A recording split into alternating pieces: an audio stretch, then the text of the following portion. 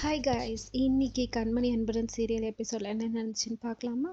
இன்னைக்கு வந்து பவியும் கார்த்திக் தான் கேட்பாங்க. பவி வந்து அப்செட்டாக இருப்பா. கார்த்திக் வந்து ஒரு ரொமான்டிக் மூடில் வருவா. உடனே பவி திட்டுவா, உனக்கு கொஞ்சம் கூட கஷ்டமாகவே இல்லை, எனக்கு அந்த ஜோசியர் சொன்னதை கேட்டு ரொம்ப கஷ்டமாயிடுச்சு அப்படின்னு சொன்னோடனே, அதெல்லாம் அவங்களுக்கு தான், நமக்கு கிடையாது, நமக்கெல்லாம் நார்மல் சொன்னோடனே, இல்லை இல்லை அவங்க பாவம் இருக்கிற கல்யாணம் ஆகி இப்போ தான் ஒன்று சேர இருந்தாங்க, இப்போ வந்து இப்படி சொல்லிட்டாங்களேன்னு நினைக்கிறேன், நானே ரொம்ப வருத்தத்தில் இருக்கேன், நீ என்ன இப்படி பண்ணுறேன்னு சொல்லிட்டு திட்டுவா.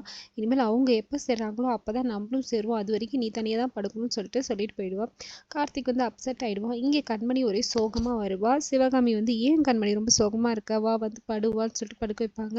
ஆனால் அவளுக்கு தூக்கமே வராது, பிறண்டு பிறண்டு பருப்பா, தண்ணி குடிப்பா.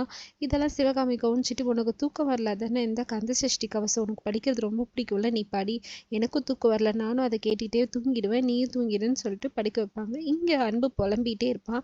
அவனுக்கும் தூக்கம் வரவே வராது. இங்கே வந்து கண்மணி கூட, கண்மணி கரெக்டாக சஷ்டி படிச்சுன்னு இருப்பாள். அவனே சிவகாமி என்ன உசு உசுன்னு சத்தம் கேட்டுனே இருக்கு, நீ நிறுத்தாத, படிச்சுனே இரு, சத்தமாக படின்னு சொல்லிட்டு படுத்துனே இருப்பாங்க.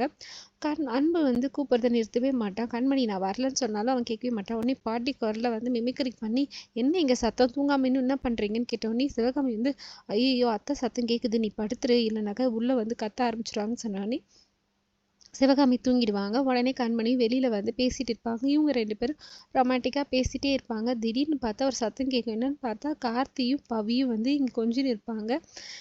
இவங்க ரெண்டு பேரும் இது பண்ணிட்டு கார்த்திக் கெஞ்சி அவளை வந்து இது பண்ணுவான். ரொமான்டிக் பண்ணிட்டு இருக்கும்போது கரெக்டாக அன்பு வந்து, டே என்னடா பண்ணிட்டு இருக்கேன்னு, நீங்கள் எங்கே இங்கே பண்ணிட்டு இருக்கீங்கன்னு சொல்லிட்டு, சரி சொல்லிட்டு நம்ம அந்த பக்கமாக போயிடலான்னு சொல்லிட்டு அவங்க ரெண்டு பேரும் இங்கே கொஞ்சம் இருப்பாங்க. தனித்தனியாக ரெண்டு பேரும் இருப்பாங்க.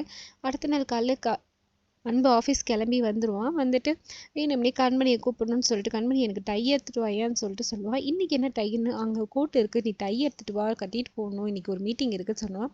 அவளும் டை எடுத்துகிட்டு வந்தோடனே, நீயே கட்டி விடு கண்மணின்னு சொல்லிட்டு ஒரே ரொமான்ஸ் பண்ணியிருப்பாங்க. கரெக்டாக பாட்டியும் அவங்க அப்பா வந்துட்டு இவங்க பண்ணுறதெல்லாம் பார்த்துட்டே இருப்பாங்க. இதோட இன்றைக்கி எபிசோட் முடிஞ்ச மாதிரி, அப்படி நாளைக்கு எபிசோடில் பார்க்கலாம். தேங்க்யூ.